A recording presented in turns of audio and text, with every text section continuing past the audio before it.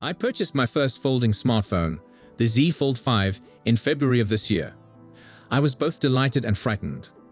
This was a completely new form factor for me. I'd never used a folding smartphone before.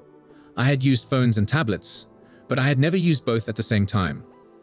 At the outset of my experience, I was concerned mostly about how often I'd utilize the phone's main feature, the large inside display. After all, if I didn't use it, wouldn't it defeat the purpose of the device? 3 months later, I'm pleased to say that the Z Fold 5 is an excellent smartphone, and I adore the inside display. However, my experience with it has shown a distinct issue which, although not a deal breaker, has been a major pain in the neck. Fortunately, it appears that Samsung is already aware of this issue, since it may be addressing it with the Z Fold 6. 1. The inner screen is incredible at what it does. It would be a mistake to argue that this particular issue soured my experience with the Z Fold 5. It did not. Samsung's most powerful foldable smartphone is a technological triumph. It's strong and fast, with a solid battery and a very excellent camera. However, as one could assume, the inside display is the cherry on top of an already delicious cake. Oddly, after the novelty of the first week, I didn't utilize the interior display as much. The 7.6-inch screen is stunning, but because it's tablet-sized and curved, it's more difficult to operate than a typical phone screen. Websites and applications are a lot simpler to read, but they are also much more difficult to use with one hand. It's a dual-hand design, and there aren't many situations where using it unfurled is appropriate.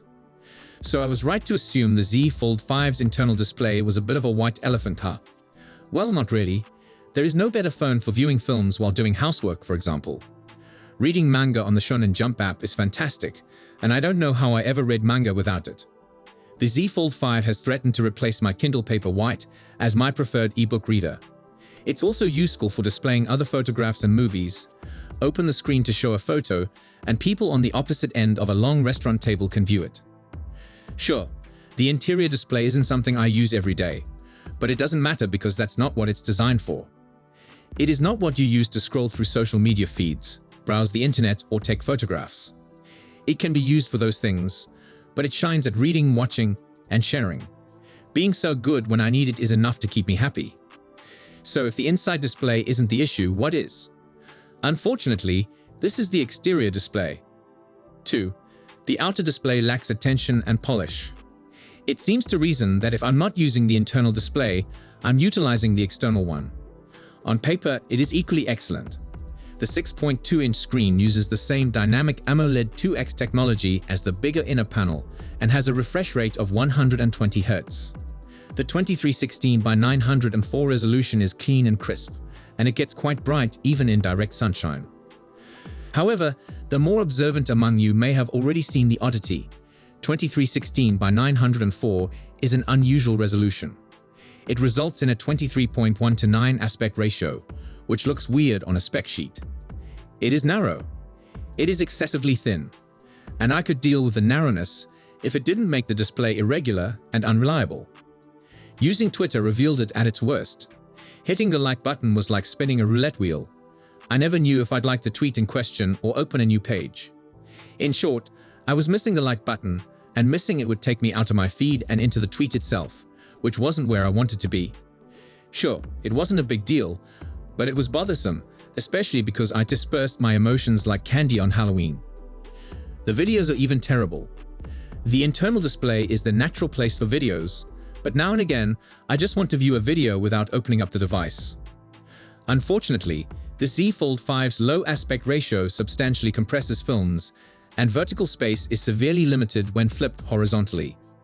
You can watch videos this way, but every time I do, it makes me feel like I'm watching them on someone else's phone. From across the street. It's quite awful. As I already stated, it is not a deal breaker, but it is frustrating. When used for anything more than simple scrolling or talking, the outside screen falls short. That's especially galling because it's the display that most people use. 3. The Z Fold is a great foldable, but it needs to be a great smartphone too. My experience with the Z Fold 5 has shown me that Samsung understands how to produce a great folding smartphone. However, the Z Fold is a phone with two sides, and the folding screen is the standout feature. The majority of the time I spent using the exterior display seemed like a compromise. It wasn't a premium experience in and of itself, It seemed like Samsung was saying, I guess if you really must. The exterior display seems like a vehicle for getting to the inside screen, and the software reflects this. When you open the phone, the exact app you were looking at will magically appear on the inside display. However, it does not work the other way around without going into the Settings app, which is near enough to admit that Samsung does not anticipate customers to want to switch from a huge to a small screen. The exterior display is not as vital as the inner, but it should be because it is the screen that people will use the most. Fortunately, a better future is on the horizon. According to rumors, the Z Fold 6 will be shorter and broader, with an outside display aspect ratio of 20:9, which is significantly more usable. This is the same aspect ratio as the Google Pixel 8 Pro, making the outside display a far more viable option, and frankly, a very formidable smartphone in its own right. And that is exactly the approach Samsung should take. So, thanks for watching, and remember to stay kind. Bye for now.